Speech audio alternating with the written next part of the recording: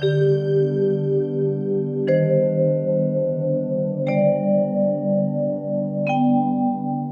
बात है पिताजी, आप परेशान दिखाई दे रहे हैं। नया राजा बावला है। क्यों? कहता है ईश्वर कहाँ है, प्रमाण दो। वह किसे देख रहा है, कहां देख रहा है, इस समय क्या कर रहा है। और नास्तिक है बेटा, जो कल तक किसी ने उत्तर नहीं दिया तो वह सारे मंदिरों से मूर्तियां हटवा देगा। बस इतनी सी बात और इतनी चिंता। बेटा बड़े बड़े विद्वान। पिताजी, आप कल मुझे राजा के पास ले चलिए, मैं उनके प्रश्नों का उत्तर दूंगी।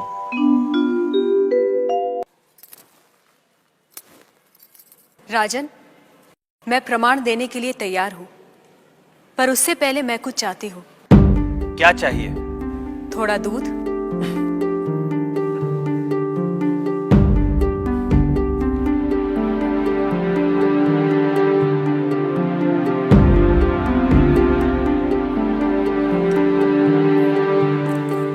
राजन, इस पात्र में आपको क्या दिखाई दे रहा है?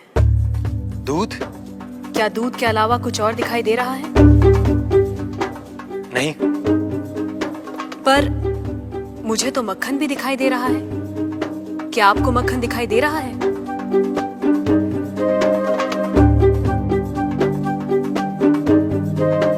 नहीं। पर राजन, क्या इसमें मक्खन नहीं है?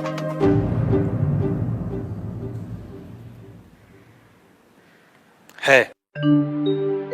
जैसे दूध के कण कण में मक्खन है, मक्खन के कण कण में घी है, वैसे ही ईश्वर सृष्टि के कण कण में भिन्न भिन्न रूपों में है, जो है पर दिखाई नहीं देता। जैसे दूध से मक्खन पाने के लिए उसे मथना जरूरी है, उसी तरह वेदांत के श्रवण, वेदांत का मनन और उसके निहितार्थ पर निरंतर ध्यान के द्वारा ही ईश्वर का अनुभव किया जा सकता है। राजन, क्या आपके पहले प्रश्न का उत्तर आपको मिल गया? मैं मान लेता हूं, पर वो किसे देख रहा है, किस ओर देख रहा है? क्या मुझे एक जलती हुई मोमबत्ती मिल सकती है? राजन, ये रहा आपके दूसरे प्रश्न का उत्तर। प्रकाश की ये लौ कहां देख रही है, किसे देख रही है? ये सभी को देख रही है। सभी और देख रही है? राजन, जिस तरह इस मोमबत्ती का प्रकाश चारों ओर फैला हुआ है, उसी तरह ईश्वर की चेतना चारों ओर फैली हुई है, और उसी चेतना के कारण हम चलते हैं, बोलते हैं और सुनते हैं। जैसे ये प्रकाश सभी ओर देख रहा है, वैसे ही ईश्वर सभी ओर देख रहा है।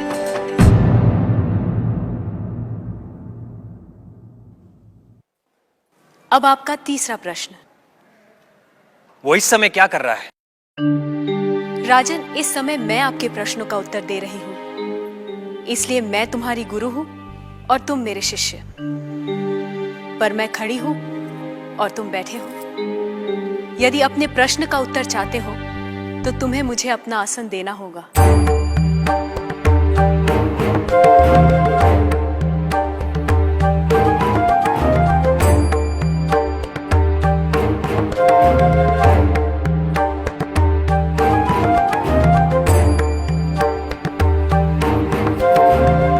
राजन, ये रहा तुम्हारे तीसरे प्रश्न का उत्तर। कुछ देर पहले आप सारे मंदिरों से मूर्तियां हटवाने का विचार कर रहे थे। इस समय आप ईश्वर के बारे में फिर से विचार करने लगे हैं। आप मेरे स्थान पर खड़े हैं और मैं आपके सिंहासन पर बैठी हूं। इधर एक राजा को सामान्य नागरिक का स्थान और एक सामान्य नागरिक को राज सिंहासन दे सकता है, ये आप देख रहे हैं। आप मेरे स्थान पर और मैं आपके स्थान पर बैठी हूं।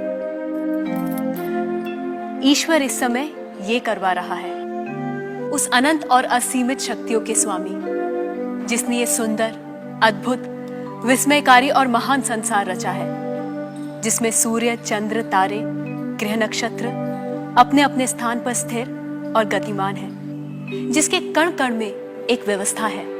ऐसे शब्दों और ज्ञान से परे ईश्वर के लिए क्या संभव है? कहिए राजन, क्या मंदिरों से मूर्तियां हटवाई जाएं? मूर्तियां तो उस ईश्वर की प्रतीक है, उनका मूर्त रूप है। वह सर्वज्ञ, सर्वशक्तिमान, सर्वव्यापी ईश्वर सर्वत्र है। किसी ने उसको पत्थर में पाया, किसी ने पेड़ों में, किसी ने शब्दों के माध्यम से, तो किसी ने प्रार्थना करके। वही परमात्मा अनेक नाम, रूप और गुणों में व्यक्त होता है, और कोई उन्हें अरूप और निर्गुण आत्मा के रूप में जानते हैं। ईशास्माद्वातः पवते ईशोदेति सूर्यः ईशास्मादग्निश्चेन्द्रश्च मृत्युर्धावति पंचम इति